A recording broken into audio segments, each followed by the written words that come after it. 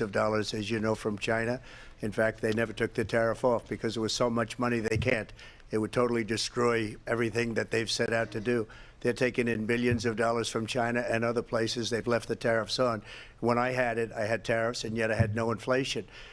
Look, we've had a terrible economy because inflation which is really known as a country buster. It breaks up countries. We have inflation like very few people have ever seen before, probably the worst in our nation's history. We were at 21%, but that's being generous because many things are 50, 60, 70, and 80% higher than they were just a few years ago. This has been a disaster for people, for the middle class, but for every class. On top of that, we have millions of people pouring into our country from prisons and jails, from mental institutions and insane asylums, and they're coming in and they're taking jobs that are occupied right now by African Americans and Hispanics, and also unions. Unions are going to be affected very soon. And you see what's happening. You see what's happening with towns throughout the United States. You look at Springfield, Ohio. You look at Aurora in Colorado. They are taking over the towns. They're taking over buildings. They're going in violently. These are the people that Xi and Biden led into our country, and they're destroying our country. They're dangerous. They're at the highest level of criminality, and we have to get them out. We have to get them out fast. I created one of the greatest economies in the history of our country. I'll do it again and even better. We are going to get to immigration and border security during this debate, but I would like to let Vice President Harris respond on the economy here. Well, I would love to. Let's talk about what Donald Trump left us. Donald Trump left us the worst unemployment since the Great Depression. Donald Trump left us the worst public health epidemic in a century. Donald Trump left us the worst attack on our democracy since the Civil War. And what we have done is clean up Donald Trump's mess. What we have done and what I intend to do is build on what we know are the aspirations and the hopes of the American people. But I'm going to tell you all in this debate tonight, you're going to hear from the same old tired playbook, a bunch of lies, grievances, and name-calling. What you're going to hear tonight is a detailed and dangerous plan called Project 2025 that the former president intends on implementing if he were elected again.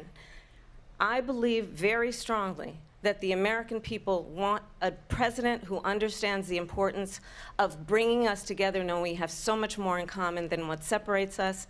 And I pledge to you to be a president for all Americans. President Trump, will give you a minute here to respond. Number one, I have nothing to do, as you know, and as she knows better than anyone, I have nothing to do with Project 2025. That's out there. I haven't read it. I don't want to read it purposely. I'm not going to read it. This was a group of people that got together. They came up with some ideas, I guess some good, some bad, but it makes no difference. I have nothing to do. Everybody knows I'm an open book. Everybody knows what I'm going to do. Cut taxes very substantially and create a great economy like I did before. We had the greatest economy. We got hit with a pandemic, and the pandemic was not since 1917, where 100 million people died, has there been anything like it. We did a phenomenal job with the pandemic. We handed them over a country where the economy and where the stock market was higher than it was before the pandemic came in. Nobody's ever seen anything like it. We made ventilators for the entire world. We got gowns, we got masks, we did things that nobody thought possible.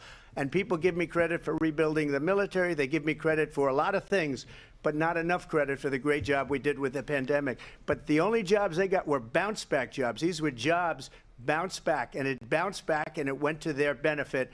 But I was the one that created them. They know it, and so does everybody else. Vice President Harris, I'll let you respond. So Donald Trump has no plan for you. And when you look at his economic plan, it's all about tax breaks for the richest people.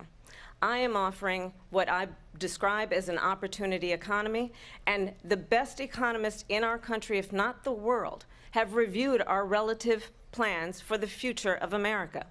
What Goldman Sachs has said is that Donald Trump's plan would make the economy worse, mine would strengthen the economy. What the Wharton School has said is Donald Trump's plan would actually explode the deficit. 16 Nobel laureates have described his economic plan as something that would increase inflation and by the middle of next year would invite a recession. You just have to look at where we are and where we stand on the issues. And I'd invite you to know that Donald Trump actually has no plan for you because he is more interested in defending himself than he is in looking out for you. That's just a soundbite. They gave her that to say. Look, I went to the Wharton School of Finance, and many of those professors, the top professors, think my plan is a brilliant plan. It's a great plan. It's a plan that's going to bring up our worth, our value as a country. It's going to make people want to be able to go and work and create jobs and create a lot of good, solid money for our country. And just to finish off, she doesn't have a plan. She copied Biden's plan, and it's like 4 sentences, like run, spot, run. 4 sentences that are just, oh, we'll try and lower taxes. She doesn't have a plan. Take a look at her plan. She doesn't have a plan. Mr. President, I do want to drill down on something you both brought up. The Vice President brought up your tariffs. You responded, and let's drill down on this, because your plan is what she calls is essentially a national sales tax. Your proposal calls for tariffs, as you pointed out here, on foreign imports across the board. You recently said that you might double your plan, imposing tariffs up to 20% on goods coming into this country. As you know, many economists say that with tariffs at that level, costs are then passed on to the consumer. Vice President Harris has argued it'll mean higher prices on gas, food, clothing, medication, arguing it costs the typical family nearly $4,000 a year. Do you believe Americans can afford higher prices because of tariffs? They're not going to have higher prices. What's going to have and who's going to have higher prices is China and all of the countries that have been ripping us off for years. I was the only president ever. China was paying us hundreds of billions of dollars, and so were other countries. And, you know, if she doesn't like them, they should have gone out and they should have immediately cut the tariffs. But those tariffs are there 3.5 years now under their administration. We are going to take in billions of dollars, hundreds of billions of dollars. I had no inflation, virtually no inflation. They had the highest inflation perhaps in the history of our country, because I've never seen a worse period of time. People can't go out and buy cereal or bacon or eggs or anything else. The people of our country are absolutely dying with what they've done. They've destroyed the economy. And all you have to do is look at a poll. The polls say 80 and 85 and even 90% that the Trump economy was great, that their economy was terrible. Vice President Harris, I do want to ask for your response, and you heard what the president said there, because the Biden administration did keep a number of the Trump tariffs in place. So how do you respond? Well, let's be clear that the Trump administration resulted in a trade deficit, one of the highest we've ever seen in the history of America. He invited trade wars. You want to talk about his deal with China? What he ended up doing is, under Donald Trump's presidency, he ended up selling American chips to China to help them improve and modernize their military, basically sold us out, when a policy about China should be in making sure the United States of America wins the competition for the 21st century, which means focusing on the details of what that requires, focusing on relationships with our allies, focusing on investing in American-based technology so that we win the race on AI, on quantum computing, focusing on what we need to do to support America's workforce so that we don't end up having, on the short end of the stick, in terms of workers' rights. But what Donald Trump did, let's talk about this, with COVID, is he actually thanked President Xi for what he did during COVID. Look at his tweet. "Thank you, President Xi," exclamation point, when we know that Xi was responsible for lacking and not giving us transparency about the origins of COVID. President Trump, I'll let you respond. First of all, they bought their chips from Taiwan. We hardly make chips anymore because of philosophies like they have and policies like they have. I don't say her because she has no policy. Everything that she believed 3 years ago and 4 years ago is out the window. She's going to my philosophy now. In fact, I was going to send her a MAGA hat. She's gone to my philosophy. But if she ever got elected, she'd change it. And it will be the end of our country. She's a Marxist. Everybody knows she's a Marxist. Her father's a Marxist professor in economics, and he taught her well. But when you look at what she's done to our country, and when you look at these millions and millions of people that are pouring into our country monthly, where it's, I believe, 21 million people, not the 15 that people say, and I think it's a lot higher than the 21. That's bigger than New York State pouring in. And just look at what they're doing to our country. They're criminals. Many of these people coming in are criminals. And that's bad for our economy, too. You know, you mentioned before, we'll talk about immigration later. Well, bad immigration is the worst thing that can happen to our economy. They have, and she has, destroyed our country with policy that's insane. Almost policy that you'd say they have to hate our country. President Trump, thank you. Lindsay? I want to turn to the issue of abortion. President Trump, you've often touted that you were able to kill Roe v. Wade. Last year, you said that you were proud to be the most pro-life president in American history. Then last month, you said that your administration would be great for women and their reproductive rights. In your home state of Florida, you surprised many with regard to your 6-week abortion ban, because you initially had said that it was too short. And you said, quote, I'm going to be voting that we need more than 6 weeks. But then the very next day, you reversed course and said you would vote to support the 6-week ban. Vice President Harris says that women shouldn't trust you on the issue of abortion because you've changed your position so many times. Therefore, why should they trust you? Well, the reason I'm doing that vote is because the plan is, as you know, the vote is, they have abortion in the 9th month. They even have, and you can look at the governor of West Virginia, the previous governor of West Virginia, not the current governor, who's doing an excellent job, but the governor before, he said the baby will be born and we will decide what to do with the baby. In other words, we'll execute the baby. And that's why I did that, because that predominates, because they're radical. The Democrats are radical in that. And her vice presidential pick, which I think was a horrible pick, by the way, for our country, because he is really out of it. But her vice presidential pick says abortion in the 9th month is absolutely fine. He also says execution after birth. It's execution, no longer abortion, because the baby is born, is okay. And that's not okay with me, hence the vote. But what I did is something for 52 years. They've been trying to get Roe v. Wade into the states. And through the genius and heart and strength of 6 Supreme Court justices, we were able to do that. Now, I believe in the exceptions for rape, incest, and life of the mother. I believe strongly in it. Ronald Reagan did also. 85% of Republicans do. Exceptions. Very important. But we were able to get it, and now states are voting on it. And for the first time, you're going to see, look, this is an issue that's torn our country apart for 52 years. Every legal scholar, every Democrat, every Republican, liberal, conservative, they all wanted this issue to be brought back to the states where the people could vote. And that's what happened. Now, Ohio, the vote was somewhat liberal. Kansas, the vote was somewhat liberal, much more liberal than people would have thought. But each individual state is voting. It's the vote of the people now. It's not tied up in the federal government. I did a great service in doing it. It took courage to do it. And the Supreme Court had great courage in doing it. And I give tremendous credit to those 6 justices. There is no state in this country where it is legal to kill a baby. You are watching Gen Z Live TV. We inform, impact, and inspire.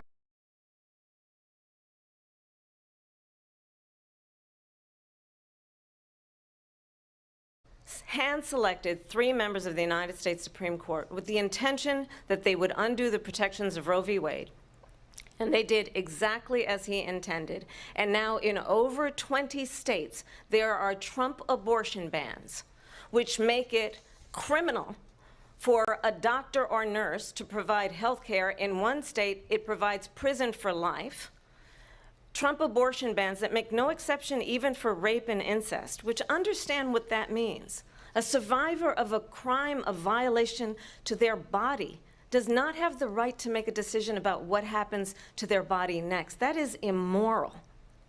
And one does not have to abandon their faith or deeply held beliefs to agree. The government, and Donald Trump certainly, should not be telling a woman what to do with her body. I have talked with women around our country. You want to talk about this is what people wanted? Pregnant women who want to carry a pregnancy to term, suffering from a miscarriage, being denied care in an emergency room because the healthcare providers are afraid they might go to jail, and she's bleeding out in a car in the parking lot. She didn't want that. Her husband didn't want that. A 12 or 13-year-old survivor of incest.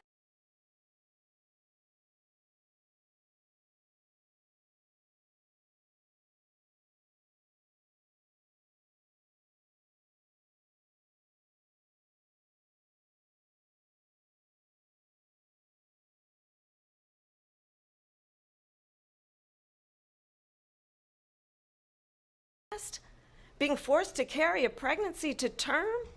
They don't want that. And I pledge to you, when Congress passes a bill to put back in place the protections of Roe v. Wade, as President of the United States, I will proudly sign it into law. But understand, if Donald Trump were to be reelected, he will sign a national abortion ban. Understand, in his Project 2025, there would be a national abortion, a monitor that would be monitoring your pregnancies, your miscarriages. I think the American people believe that certain freedoms, in particular the freedom to make decisions about one's own body, should not be made by the government. Thank you, Vice President Harris. Well, there she goes again. It's a lie. I'm not signing a ban, and there's no reason to sign a ban, because we've gotten what everybody wanted. Democrats, Republicans, and everybody else, and every legal scholar wanted it to be brought back into the states. And the states are voting. And it may take a little time, but for 52 years, this issue has torn our country apart. And they've wanted it back in the states. And I did something that nobody thought was possible. The states are now voting. What she says is an absolute lie. And as far as the abortion ban, no, I'm not in favor of abortion ban, but it doesn't matter, because this issue has now been taken over by the states. Would you veto a national abortion ban if it came to your Well, I won't desk? have to, because again, two things. Number one, she said she'll go back to Congress. She'll never get the vote. It's impossible for her to get the vote, especially now with the 50-50, and essentially 50-50 in both Senate and the House. She's not going to get the vote. She can't get the vote. She won't even come close to it. So it's just talk. You know what it reminds me of? When they said they're going to get student loans terminated, and it ended up being a total catastrophe. The student loans, and then her, I think probably her boss, if you call him a boss, he spends all his time on the beach. But look, her boss went out and said, we'll do it again. We'll do it a different way. And he went out, got rejected again by the Supreme Court. So all these students got taunted with this whole thing about this whole idea, and how unfair that would have been. Part of the reason they lost to the millions and millions of people that had to pay off their student loans. They didn't get it for free, but they were saying it's the same way that they talked about that they talk about abortion. But if I could just get a yes or no, because your running mate, J.D. Vance, has said that you would veto it if it did come to your desk. Well, I didn't discuss it with J.D. In all fairness, J.D., and I don't mind if he has a certain view, but I think he was speaking for me, but I really didn't. Look, we don't have to discuss it, because she'd never be able to get it, just like she couldn't get student loans. They couldn't get student loans. They didn't even come close to getting student loans. They taunted young people and a lot of other people that had loans. They can never get this approved. So it doesn't matter what she says about going to Congress. Well, wonderful. Let's go to Congress, do it. But the fact is that for years they wanted to get it out of Congress and out of the federal government, and we did something that everybody said couldn't be done. And now you have a vote of the people on abortion. Vice President Harris, I want to give you your time to respond, but I do want to ask, would you support any restrictions on a woman's right to an abortion? I absolutely support reinstating the protections of Roe v. Wade. And as you rightly mentioned, nowhere in America is a woman carrying a pregnancy to term and asking for an abortion. That is not happening. It's insulting to the women of America. And understand what has been happening under Donald Trump's abortion bans. Couples who pray and dream of having a family are being denied IVF treatments. What is happening in our country? Working people, working women who are working 1 or 2 jobs, who can barely afford child care as it is, have to travel to another state to get on a plane sitting next to strangers to go and get the health care she needs. Barely can afford to do it, and what you are putting her through is unconscionable. And the people of America have not, the majority of Americans believe in a woman's right to make decisions about her own body, and that is why in every state where this issue has been on the ballot, in red and blue states both, the people of America have voted for freedom. Vice President Harris, Excuse me, I have to respond. Another lie. It's another lie. I have been a leader on IVF, which is fertilization. The IVF, I have been a leader. In fact, when they got a very negative decision on IVF from the Alabama courts, I saw the people of Alabama and the legislature 2 days later voted it in. I've been a leader on it. They know that, and everybody else knows it. I have been a leader on fertilization, IVF. And the other thing, you should ask, will she allow abortion in the 8th month, 9th month, 7th month? Come on. Okay, would you do that? Why don't you ask her that question? Why don't you answer That's the problem. question? Would you because veto? Under Roe v. Wade, Answer the question, would you veto? you could do abortions in the 7th month, the 8th month, the 9th That's month, not true. and probably after birth. Just look at the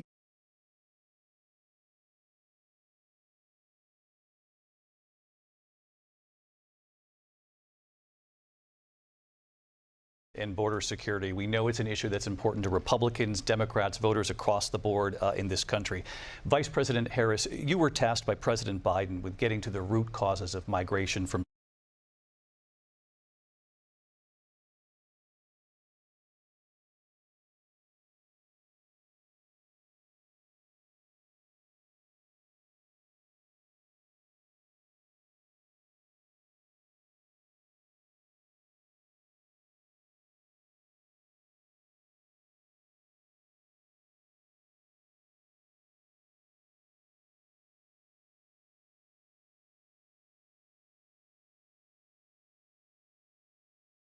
States Congress, including some of the most conservative members of the United States Senate, came up with a border security bill, which I supported.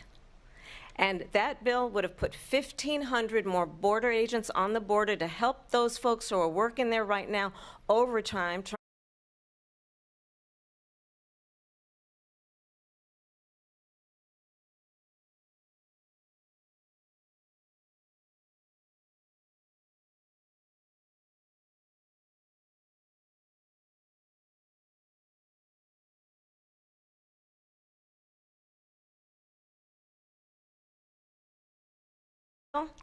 Donald Trump got on the phone, called up some folks in Congress and said, kill the bill. And you know why? Because he'd prefer to run on a problem instead of fixing a problem. And understand, this comes at a time where the people of our country actually need a leader who engages in solutions, who actually addresses the problems at hand. But what we have in the former president is someone who would prefer to run on a problem instead of fixing a problem. And I'll tell you something, he's going to talk about immigration a lot tonight, even when it's not the subject that is being raised. And I'm going to actually do something really unusual, and I'm going to invite you to attend one of Donald Trump's rallies, because it's a really interesting thing to watch. You will see during the course of his rallies, he talks about fictional characters like Hannibal Lecter. He will talk about windmills cause cancer. And what you will also notice is that people start leaving his rallies early out of exhaustion and boredom. And I will tell you, the one thing you will not hear him talk about is you. You will not hear him talk about your needs, your dreams, and your desires. And I'll tell you, I believe you deserve a president who actually puts you first, and I pledge to you that I will. Vice President Harris, thank you. President Trump, on that point, I want to get your response. Well, I would like to respond. Let me just ask, though, why did you try to kill that bill, and successfully so, that would have put thousands of additional agents and officers on the border? First, let me respond as to the Please. rallies. She said people start leaving. People don't go to her rallies. There's no reason to go. And the people that do go, she's bussing them in and paying them to be there, and then showing them in a different light. So she can't talk about that. People don't leave my rallies. We have the biggest rallies, the most incredible rallies in the history of politics. That's because people want to take their country back. Our country is being lost. We're a failing nation. And it happened 3.5 years ago. And what's going on here, you're going to end up in World War III, just to go into another subject. What they have done to our country by allowing these millions and millions of people to come into our country, and look at what's happening to the towns all over the United States. And a lot of towns don't want to talk. It's not going to be Aurora or Springfield. A lot of towns don't want to talk about it because they're so embarrassed by it. In Springfield, they're eating the dogs, the people that came in. They're eating the cats. They're eating the pets of the people that live there. And this is what's happening in our country, and it's a shame. As far as rallies are concerned, as far as the reason they go is they like what I say. They want to bring our country back. They want to make America great again. It's a very simple phrase, make America great again. She's destroying this country, and if she becomes president, this country doesn't have a chance of success. Not only success, we'll end up being Venezuela on steroids. I just want to clarify here. You bring up Springfield, Ohio, and ABC News did reach out to the city manager there. He told us there have been no credible reports of specific claims of pets being harmed, injured, or abused by individuals within the immigrant community. Well, I've seen people on television. Let me just say here, this is the people on television say my dog was taken and used for food. So maybe he said that, and maybe that's a good thing to say for a city manager. I'm not taking this from but television. But the people I'm on taking television it from the city saying manager. their dog was eaten by the people that went there. Again, the Springfield city manager says there's no evidence of that. Vice We'll President find Harris, out. I'll let you respond to the rest of what you've heard. You talk about extreme.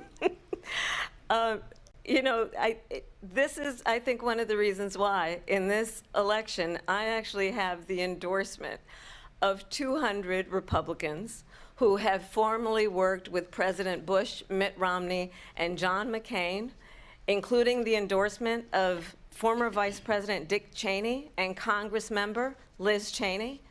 And if you want to really know the inside track on who the former president is, if he didn't make it clear already, just ask people who have worked with him. His former chief of staff, a 4-star general, has said he has contempt for the Constitution of the United States. His former national security advisor has said he is dangerous and unfit.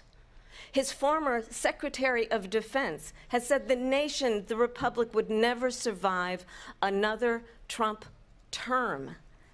And when we listen to this kind of rhetoric, when the issues that affect the American people are not being addressed, I think the choice is clear in this election.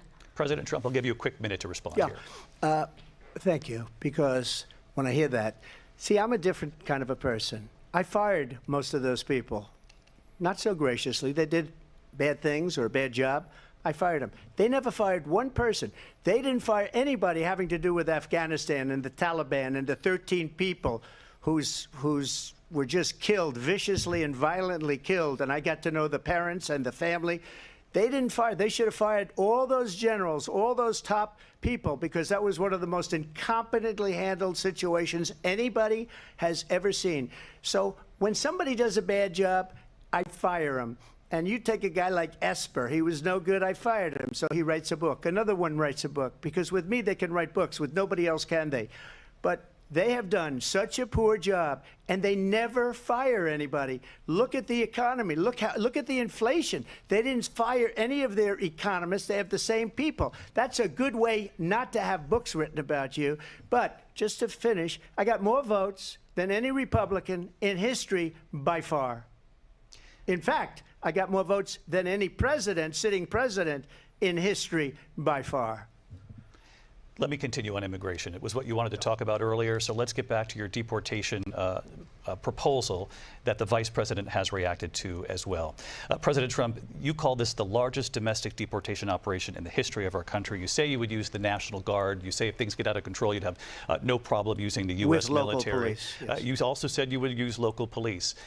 How would you deport 11 million undocumented immigrants? I know you believe that number is much higher. Take us through this. What does this look like? Will authorities be going door to door in this country? Yeah, it is much higher because of them.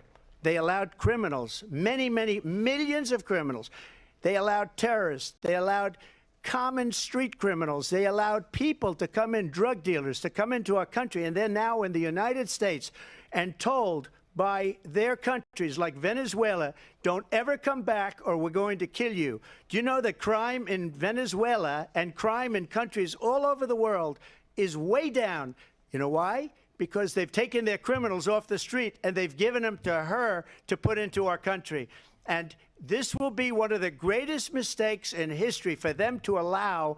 And I think they probably did it because they think they're going to get votes, but it's not worth it because they're destroying the fabric of our country by what they've done. There's never been anything done like this at all. They've destroyed the fabric of our country. Millions of people let in, and all over the world, crime is down all over the world except here. Crime here is up and through the roof. Despite their fraudulent statements that they made, crime in this country is through the roof. And we have a new form of crime. It's called migrant crime, and it's happening at levels that nobody thought possible. President Trump, as you know, the FBI says overall violent crime is actually coming down in this country. But Vice Excuse President me, Harris, the I'll FBI give you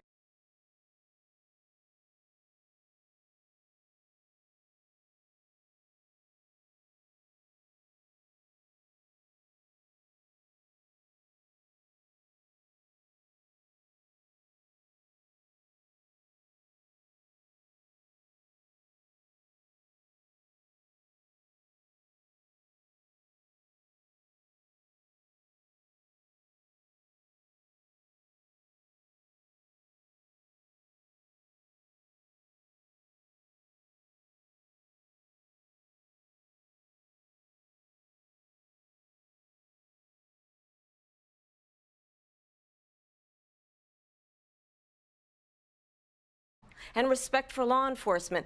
The former vice thousand agents, get this, on the day after he was arraigned on 34 felony counts.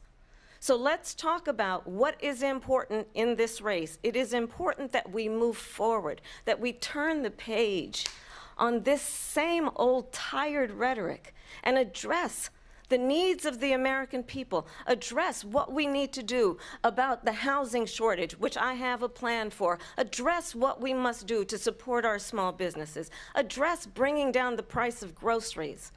But frankly, the American people are exhausted with this same old tired playbook. Vice President Harris, thank you. Excuse me.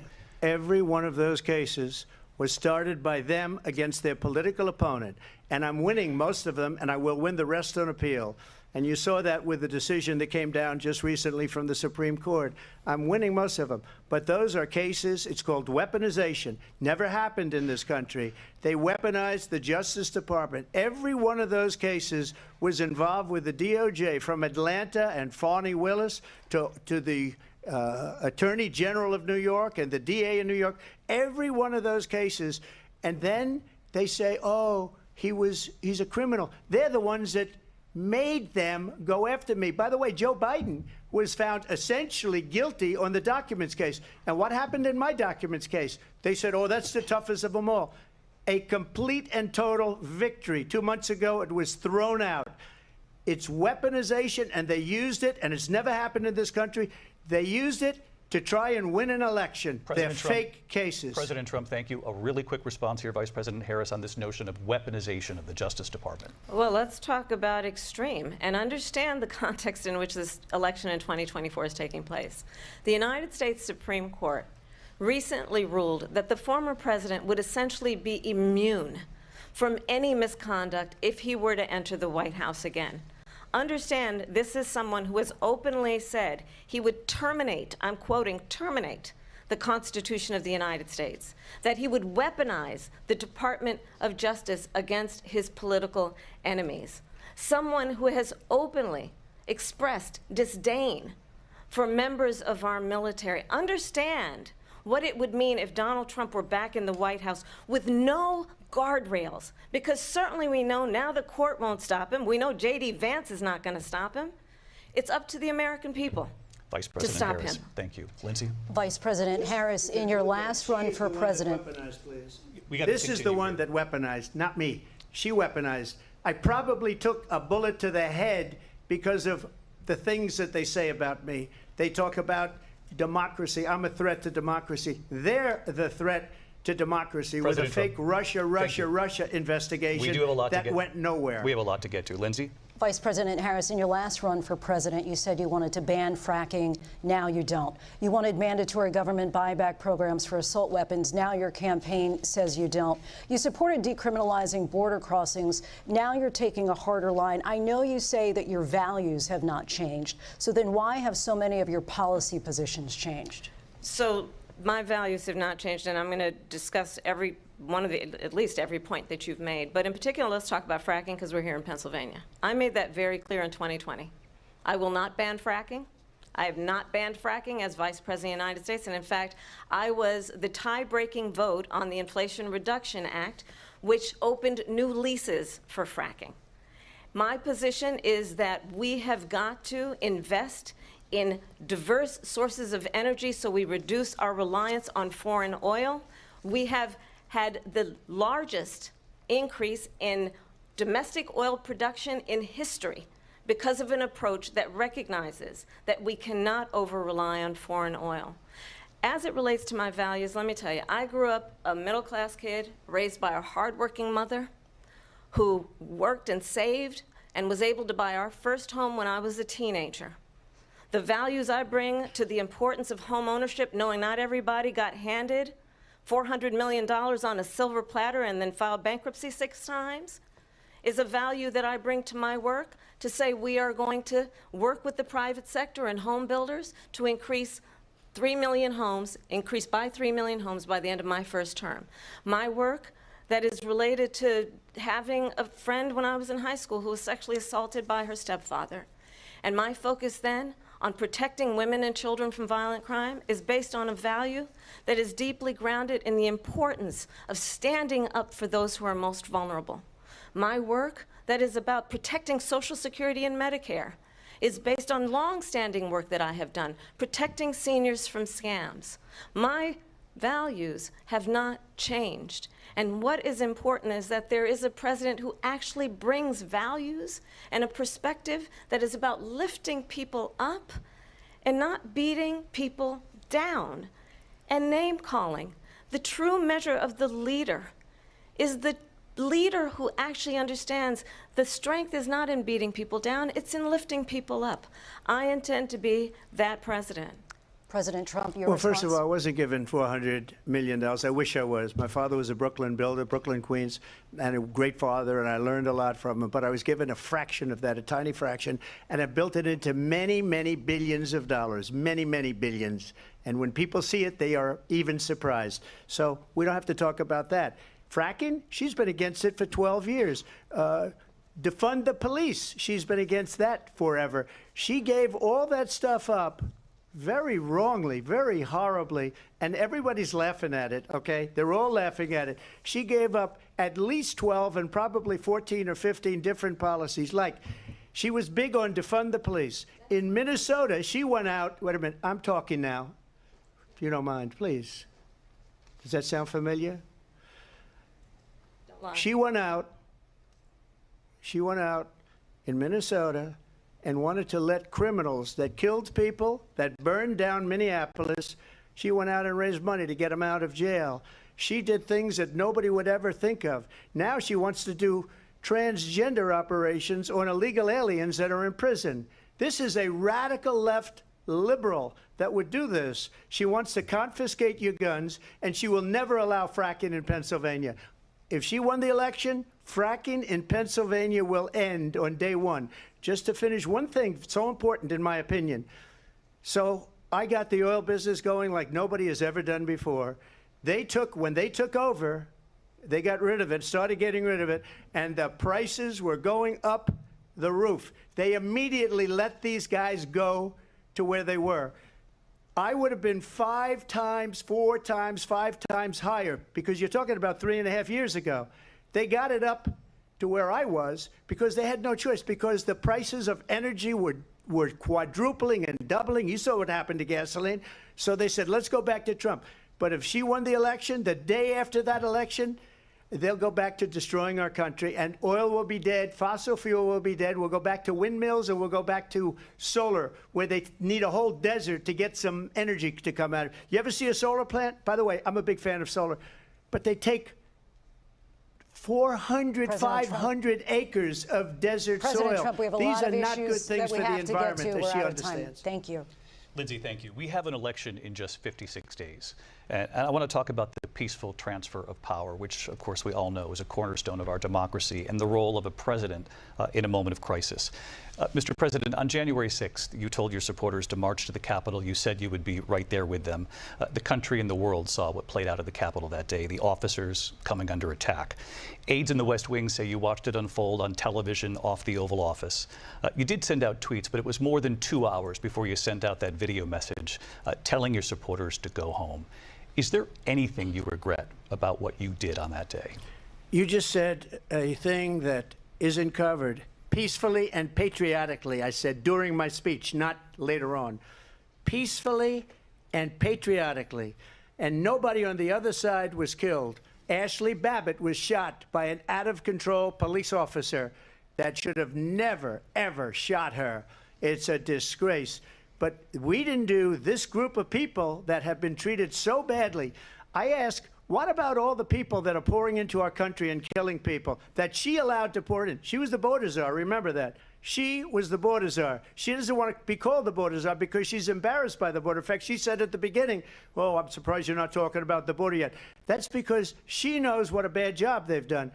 What about those people? What are they going to be prosecuted? When are these people from countries all over the world, not just South America, they're coming in from all over the world, David, all over the world, and crime rates are down all over the world because of it. But let me just when ask are those, David, when are those people going to be prosecuted? When are the people that burned down Minneapolis going to be prosecuted? Or in Seattle, they went into Seattle, they took over a big percentage of the city of Seattle. When are those people going to be prosecuted? But let me just ask you. You might ask her that question. You were the president. You were watching it unfold on television. It's a very simple question as we move forward toward another election. Is there anything you regret about what you did on that day? Yes or no? I had nothing to do with that other than they asked me to make a speech. I showed up for a speech. I said, I think it's going to be big.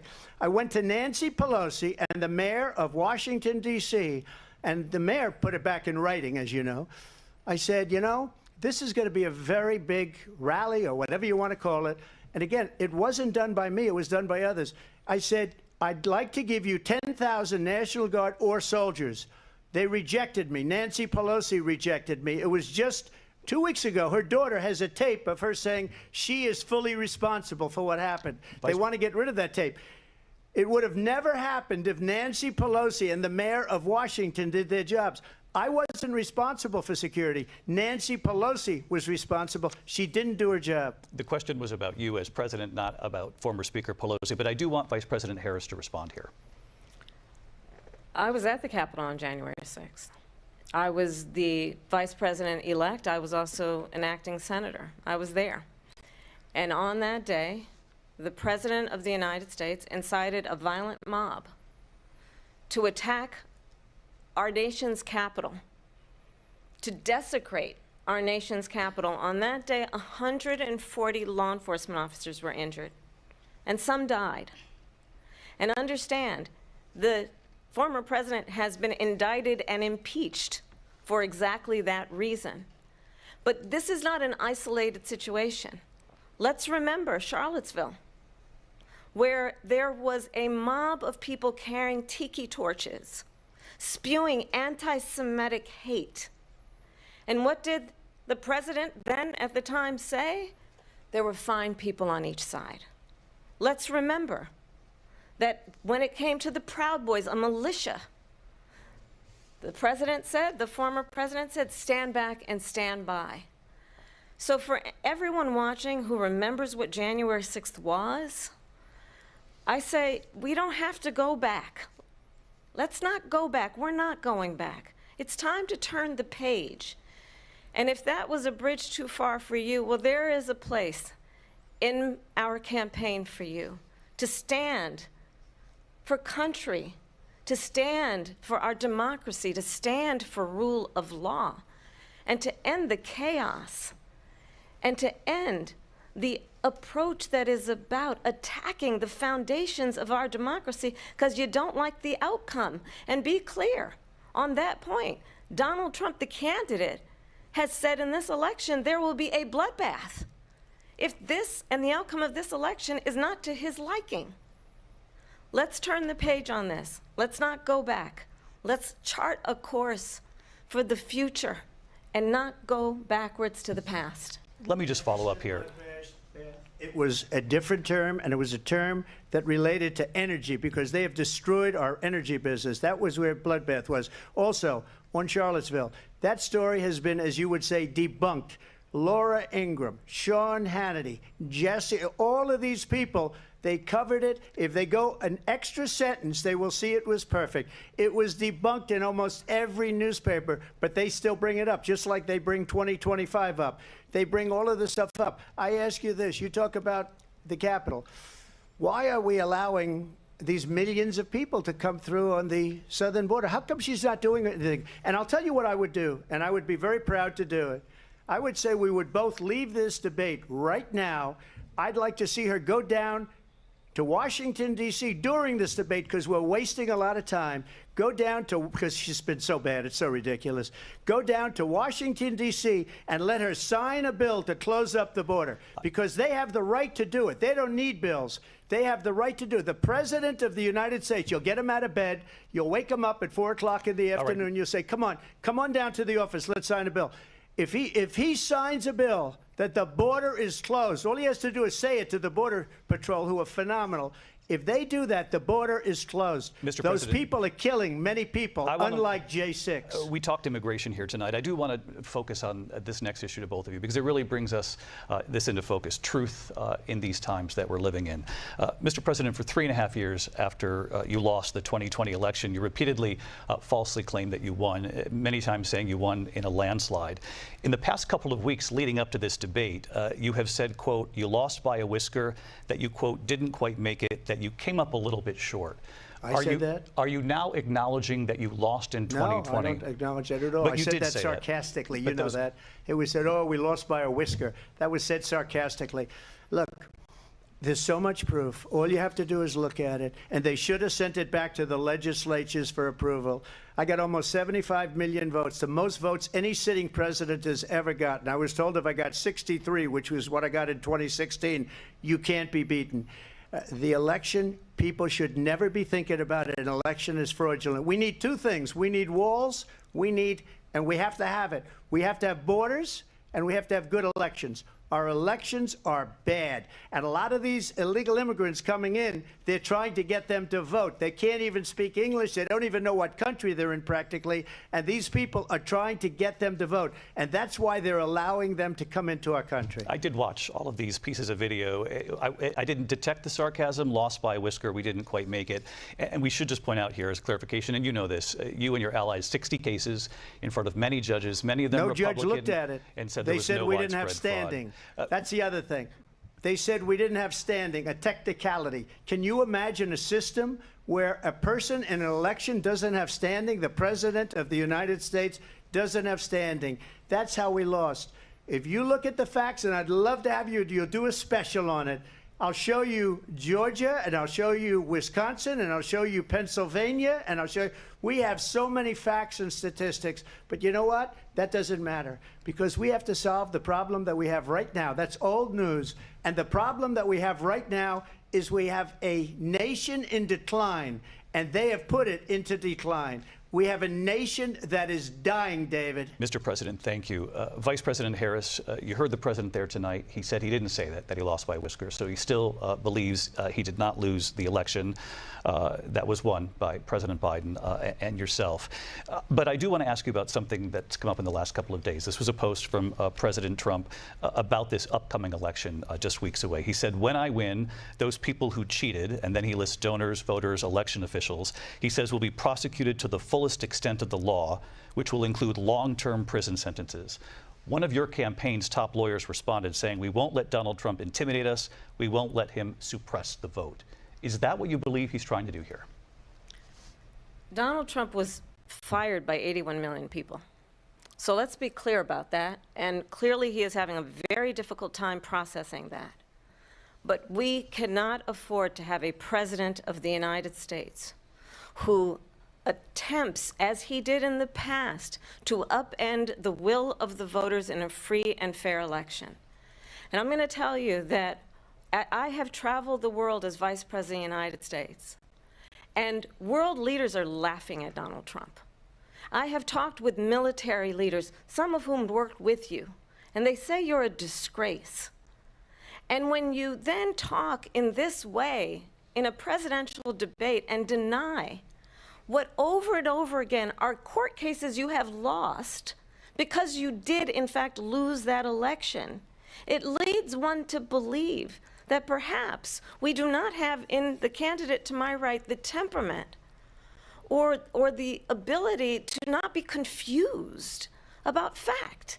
That's deeply troubling, and the American people deserve better. I'll give you 1 minute to respond, Mr. President. Let me just say about world leaders. Viktor Orban, one of the most respected men, they call him a strong man. He's a tough person, smart. Prime Minister of Hungary. They said, why is the whole world blowing up? 3 years ago it wasn't. Why is it blowing up? He said, because you need Trump back as president. They were afraid of him. China was afraid, and I don't like to use the word afraid, but I'm just quoting him. China was afraid of him. North Korea was afraid of him. Look at what's going on with North Korea, by the way. He said Russia was afraid of him. I ended the Nord Stream 2 pipeline, and Biden put it back on day one, but he ended the XL pipeline. The XL pipeline in our country, he ended that. But he let the Russians build a pipeline going all over Europe and heading into Germany, the biggest pipeline in the world. Look, Viktor Orban said it. He said the most respected, most feared person is Donald Trump. We had no problems when Trump was president, but when this weak, pathetic man that you saw at a debate just a few months ago, that if he weren't in that debate, he'd be running instead of her. She got no votes. He got 14 million votes. What you did, you talk about a threat to democracy. He got 14 million votes, and they threw him out of office. And you know what? I'll give you a little secret. He hates her. He can't stand her. But he got 14 million votes. They threw him out. She got 0 votes. And when she ran, she was the first one to leave because she failed. And now she's running. I don't understand it, but I'm okay with it because your time is I think up. we're going to do very well. We've got a lot more to get to. Turning now to the Israel-Hamas war and the hostages who are still being held, Americans among them. Vice President Harris, in December, you said, quote, Israel has a right to defend itself, but you added, quote, it matters how, saying international humanitarian law must be respected. Israel must do more to protect innocent civilians. You said that 9 months ago. Now an estimated 40,000 Palestinians are dead. Nearly 100 hostages remain. Just last week, Prime Minister Benjamin Netanyahu said there's not a deal in the making. President Biden has not been able to break through the stalemate. How would you do it?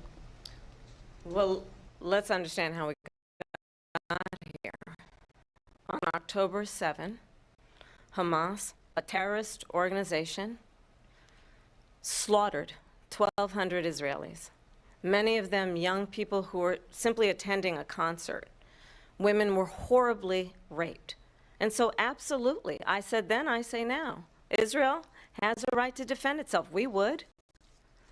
And how it does so matters, because it is also true, far too many innocent Palestinians have been killed. Children, mothers. What we know is that this war must end. It must end immediately, and the way it will end is we need a ceasefire deal and we need the hostages out. And so we will continue to work around the clock on that. Work around the clock, also understanding that we must chart a course for a two-state solution. And in that solution, there must be security for the Israeli people and Israel, and in equal measure for the Palestinians. But the one thing I will assure you always, I will always give Israel the ability to defend itself, in particular as it relates to Iran and any threat that Iran and its proxies pose to Israel. But we must have a two-state solution where we can rebuild Gaza, where the Palestinians have security, self-determination, and the dignity they so rightly deserve. President Trump, how would you negotiate with Netanyahu and also Hamas in order to get the hostages out and prevent the killing of more innocent civilians in Gaza? If I were president, it would have never started.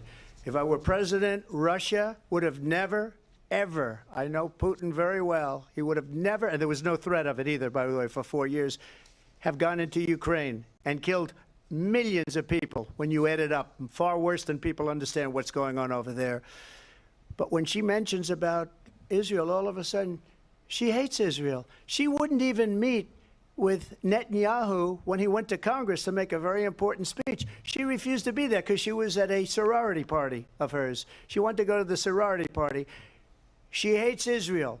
If she's president, I believe that Israel will not exist within 2 years from now. And I've been pretty good at predictions, and I hope I'm wrong about that one.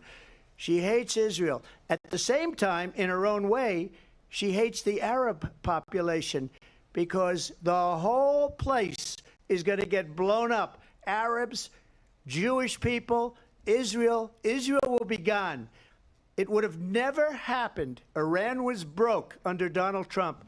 Now Iran has $300 billion because they took off all the sanctions that I had. Iran had no money for Hamas or Hezbollah or any of the 28 different spheres of terror. And they are spheres of terror, horrible terror. They had no money.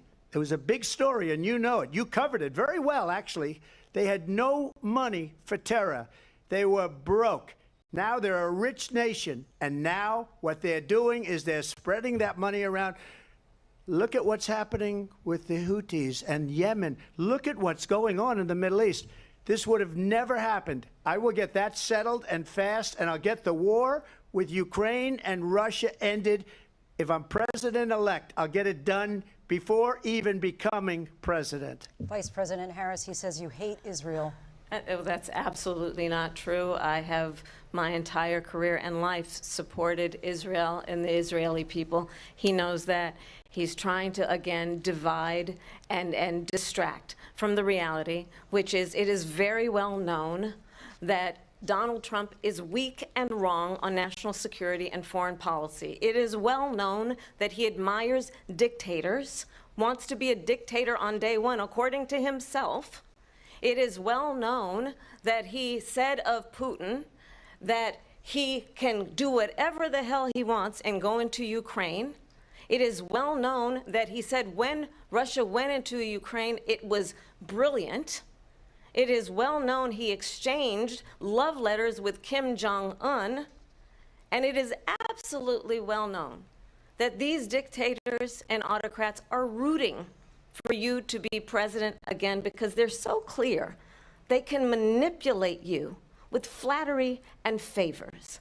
And that is why so many military leaders who you have worked with have told me you are a disgrace.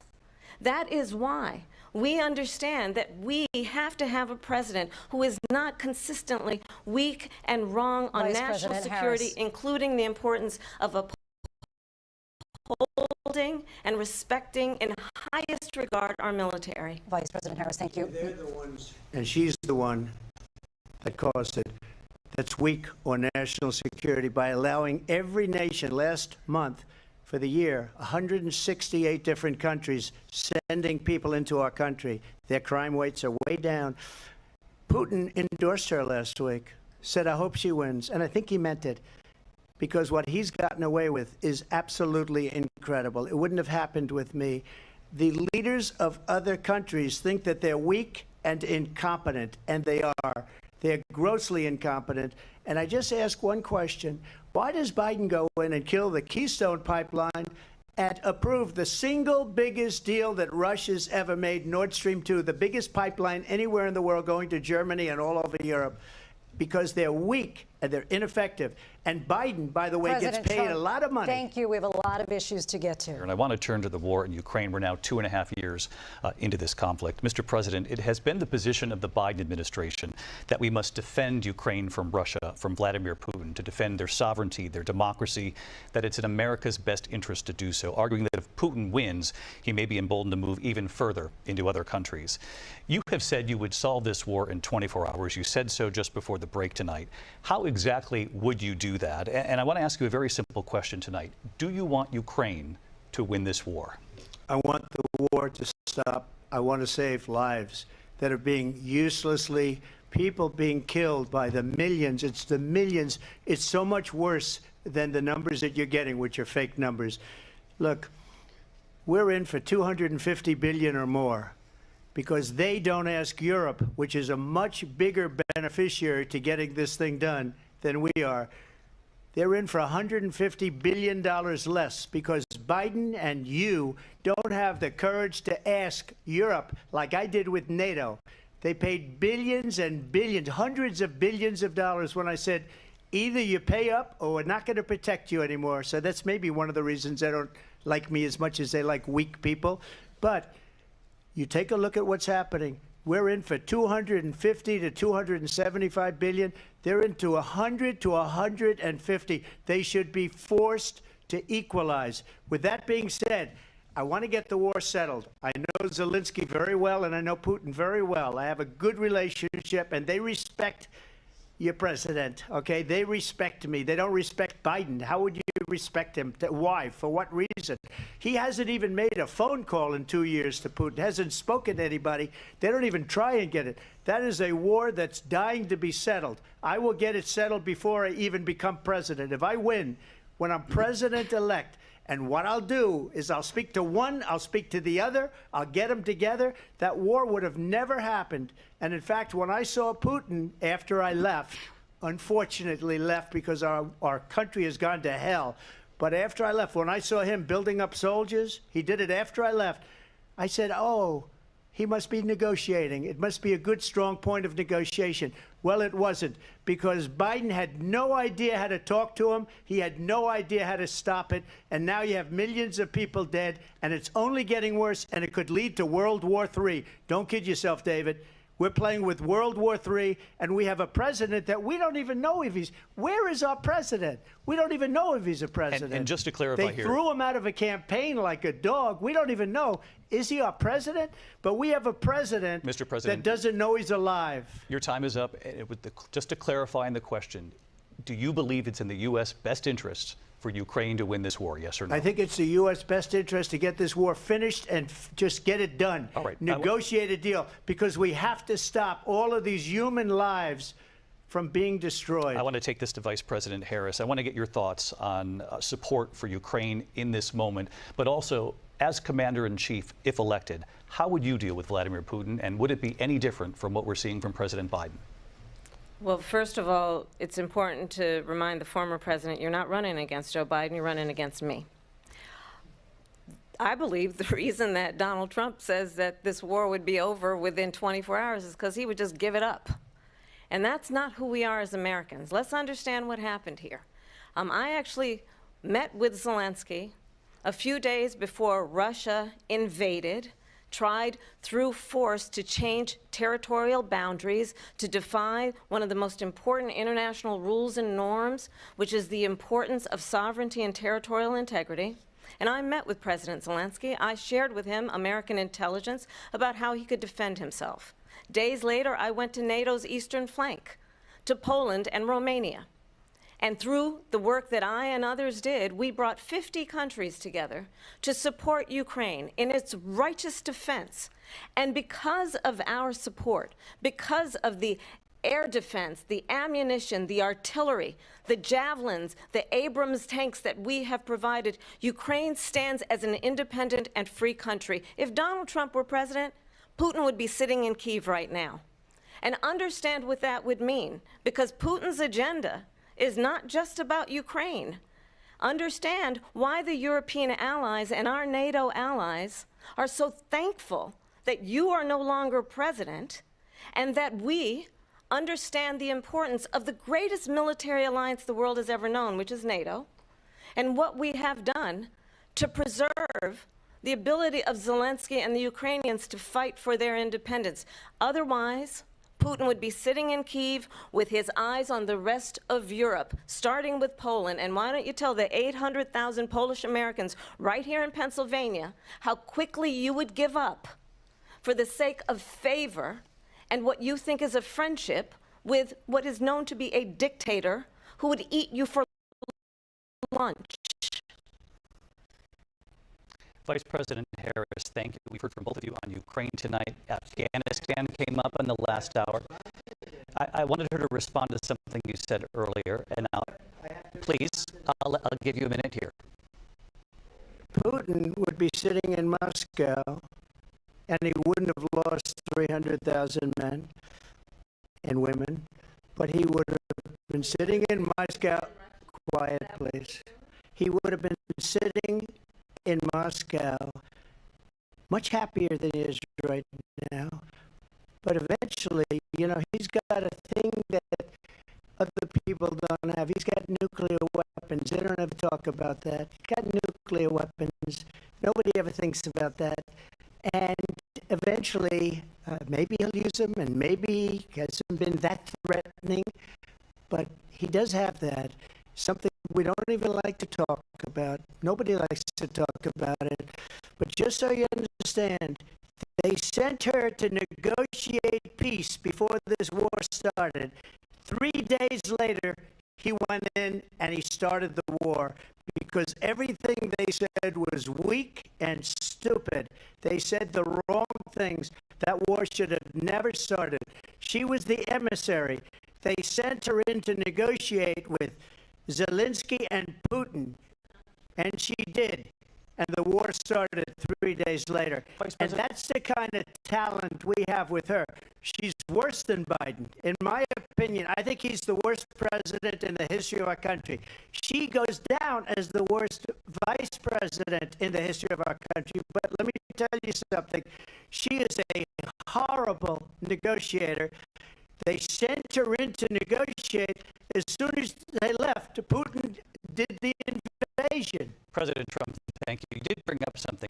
You said she went to negotiate with Vladimir Putin. Vice President Harris, have you ever met Vladimir Putin? Can you clarify tonight? Yet again, I said it at the beginning of this debate, you're going to hear a bunch of lies coming from this fella.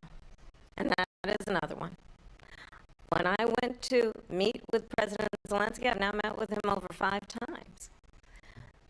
The reality is it has been about standing as America always should, as a leader, upholding international rules and norms, as a leader who shows strength, understanding that the alliances we have around the world are dependent on our ability to look out for our friends and not favor our enemies because you adore strong men instead of caring about democracy. And that is very much what is at stake here. The President of the United States is Commander-in-Chief, and the American people have a right to rely on a president who understands the significance of America's role and responsibility in terms of ensuring that there is stability and ensuring we stand up for our principles and not sell them for the benefit of personal flattery. We've talked about Ukraine and Vladimir Putin. I do want to talk about Afghanistan. It came up in the first hour of this debate. I want to move on to Afghanistan. Said Trump did the most amazing thing I've ever seen. He got these countries, the 28 countries at the time, to pay up. He said, I've never seen. He's the head of NATO. He said, I've never seen. For years, we were paying almost all of NATO. We were being ripped off by European nations, both on trade and on NATO. I got them to pay up by saying one of the statements you made before, if you don't pay, we're not going to protect you. Otherwise, we would have never gotten it. He said it was one of the most incredible jobs that he's ever seen done. Thank you. I want to turn to Afghanistan. It came up in the first hour of the debate, and we witnessed a poignant moment today on Capitol Hill, honoring the soldiers who died in the chaotic withdrawal from Afghanistan. I do want to ask the Vice President, do you believe you bear any responsibility in the way that withdrawal played out? Well, I will tell you, I agreed with President Biden's decision to pull out of Afghanistan. 4 presidents said they would, and Joe Biden did. And as a result, America's taxpayers are not paying the $300 million a day we were paying for that endless war. And as of today, there is not one member of the United States military who is in active duty in a combat zone in any war zone around the world, the first time this century. But let's understand how we got to where we are. Donald Trump, when he was president, negotiated one of the weakest deals you can imagine. He calls himself a deal maker. Even his national security advisor said it was a weak, terrible deal. And here's how it went down. He bypassed the Afghan government.